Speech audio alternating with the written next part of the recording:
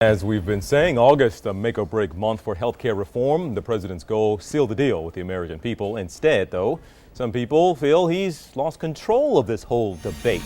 Well, Deputy Political Director and friend of our show here on CNN Saturday and Sunday morning, Paul Steinhauser in Washington for us this morning. Paul, hello to you again. All right, what is helping or hurting the president, I guess, and helping him to lose control of this debate? Does it have to do with some of these town halls?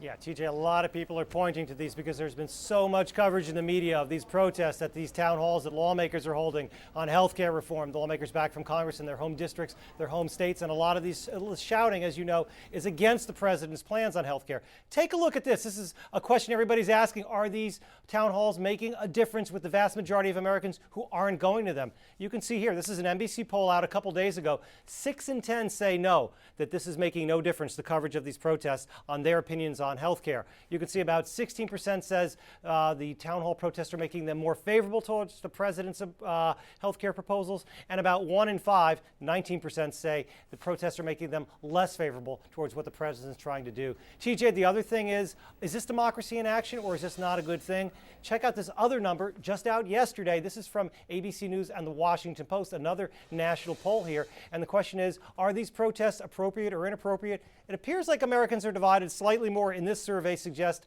that these protests are appropriate. 45% say they are inappropriate, TJ.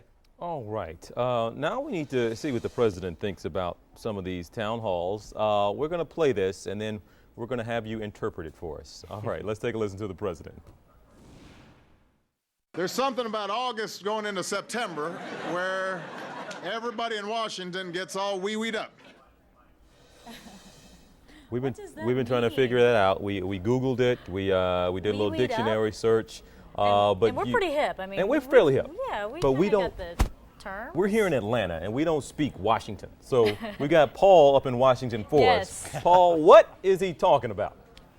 Oh, you put me on the spot here. You know, I have never heard a president use the term wee-wee before, but I may have missed one. You know, maybe Bill Clinton or George Bush snuck one in there and I didn't hear. Now, yesterday, everybody's been talking about this, talk radio, the media here in D.C. So Robert Gibbs, the White House press secretary, was asked about this yesterday at the briefing. Take a listen to what he had to say. What is wee-weed up? I don't know if I should do that from the podium.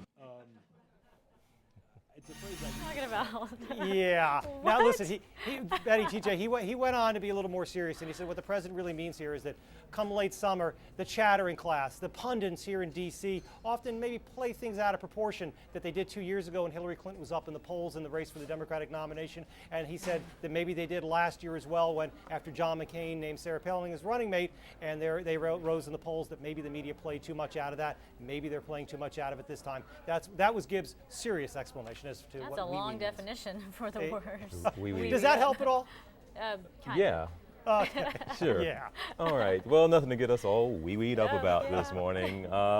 Paul, always good to see you, my man. We will talk to you again soon. And if you want to know more about the healthcare debate and how the reforms could affect you and your family, you can check out the special Healthcare in America website on CNN.com. And you can also get the latest from town hall debates, fact checks, iReports, other healthcare news.